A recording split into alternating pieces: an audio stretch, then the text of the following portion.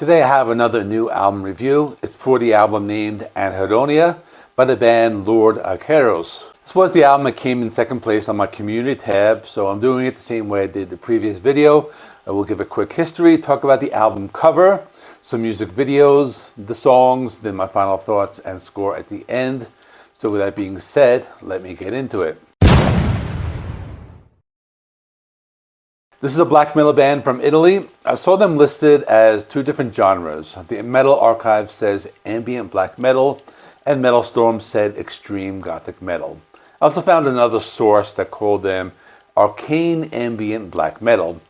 This band has been active since 1999. They have released 7 albums so far. This is my first time listening to the band.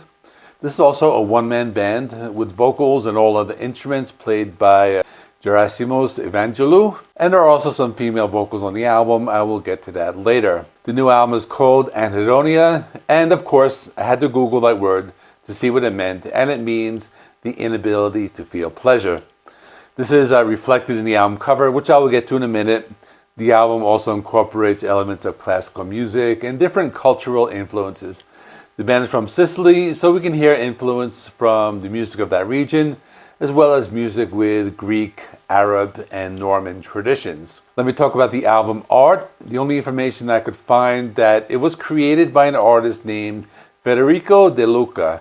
It shows a woman who appears to be engulfed by these large roses, but in the image, she is only feeling the thorns as the flowers are pointed in the other direction. And this ties in with the album titled Anhedonia, which is the inability to feel pleasure, which is why the woman appears to be covered by the darkness and the thorns. It appears to be a digital painting.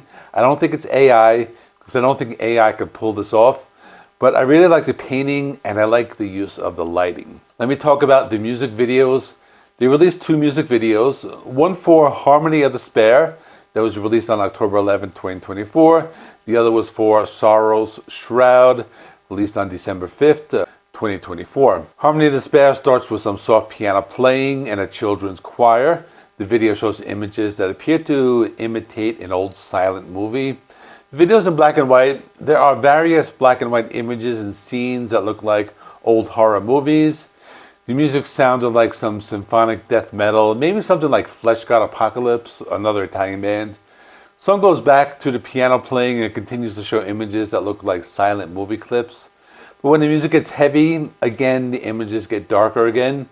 Song goes back and forth between the symphonic death metal and softer piano parts. The next music video was for Sorrow's Shroud. This song sounded like ambient black metal. The music video begins with darkness, shows a silhouette of the Grim Reaper approaching.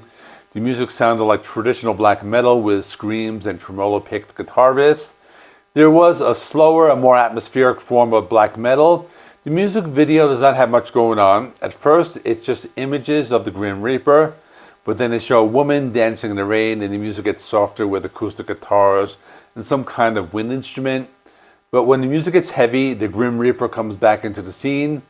I'm not sure the meaning behind the song, but it appears to be about someone with a bipolar disorder who sometimes feels like everything is dark and dying, and other times they're happy and dancing in the rain. Now for the rest of the album, there are 8 tracks in total, and the album is 39 minutes long.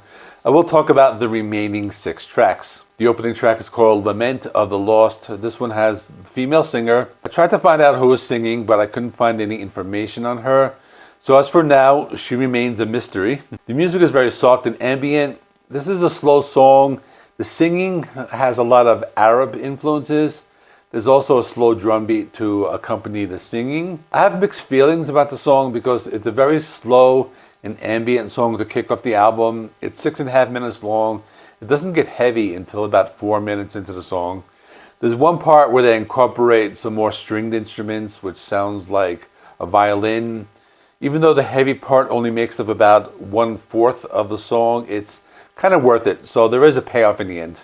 It also has some cool chugging guitar riffs that I liked in the end part. The next song I want to talk about is called Eclipse of Hope.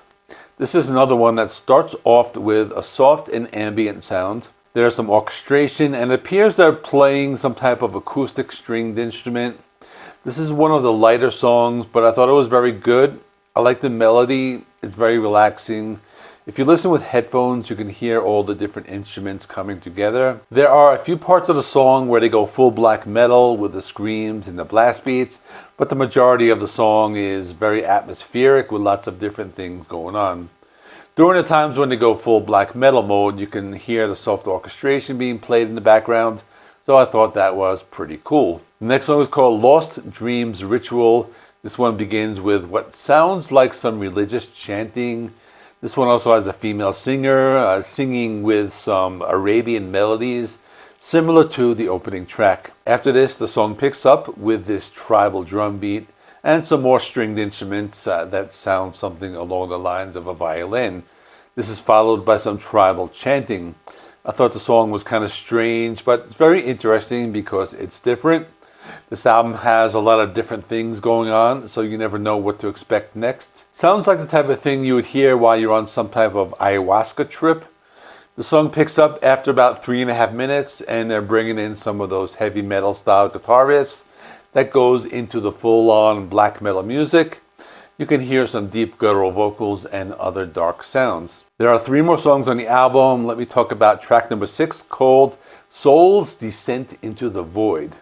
Like most of the songs on this album, the opening part is very soft. It's just a soft piano with nothing else. Then there are some female vocals which sound like some type of opera singing. This is accompanied by some softer violins. The songs seem to have a similar structure, as the heavy parts come in much later in the song. Although in this case it's a distorted bass guitar. So for example, they don't bring in black metal elements until the last 30 seconds of this particular song. After this is a song called Tears in the Silence. This one also has a lighter intro with acoustic guitars and piano. I like the sound of the bass guitar in this song. I think this is the first song where the bass guitar stands out. As usual, the song has an extended instrumental section in the first part.